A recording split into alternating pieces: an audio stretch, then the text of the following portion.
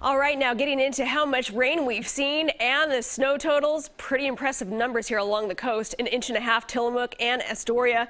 Hillsboro 0.8 of an inch. Portland, though, only 1/2 inch. We saw clusters of heavier rain move through the metro areas. Central Oregon rainfall totals on the minimum side, less than 1/10 of an inch. Redmond and also Bend, the Dalles, just a little bit more than 1/10 of an inch overall.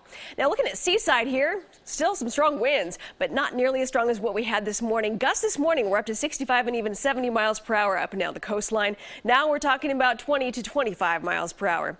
Here's downtown Portland. Your current temperature looks like this: 42 degrees, dew point at 37, southwest wind 21 miles per hour. Sunrise time for you tomorrow morning, 7:47. Looking at Doppler radar here, we can see still snow falling, and we have rain, and we've even had some lightning strikes coming up over the coastal range. So as we take a closer look here, some of those lightning strikes came through just a few minutes after 11 o'clock, and that was right along Highway 6 and also 26. It's along the coastal range highways, those passes where you may run into some snow. Now, as we take a closer look into Washington, right outside of Woodland and La Center, the higher elevations right around 1,500 to 2,000 feet, a rain-snow mix is taking place. Snow possibly sticking, though, to the ground right around 2,000 feet. That winter storm warning in effect until tomorrow morning for the Cascades. A wind advisory has since expired for Central Oregon. That's the good news there. Winter weather advisory for the coastal range continues through tomorrow morning, though, with snow accumulations between about 2 to 5 inches, again above 2,000 feet. Here you go, Mount Hood Meadows. Current temperature 23 degrees, and look at all that fresh powder. How much did they receive? Up to about 7 to 8 inches overall. That includes Meadows, Ski Bowl. Timberline received over 1 foot of snow so far. That increased our bases that were kind of at a minimum.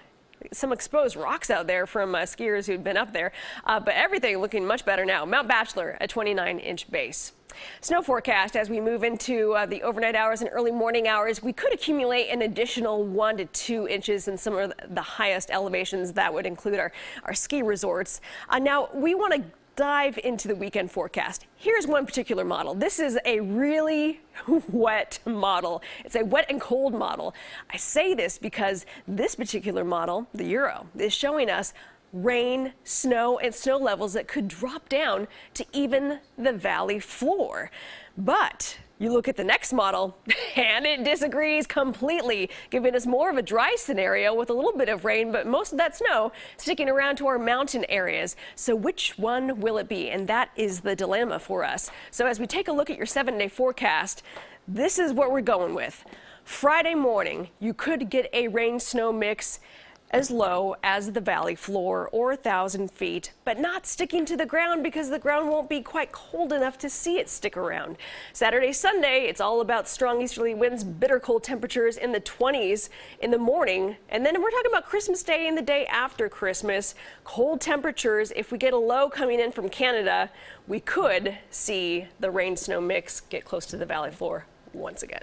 Conflicting models. It is. That's why you need our weather app and you. Yes, thank you. Which you control. Right. Thanks, Natasha. Okay. Still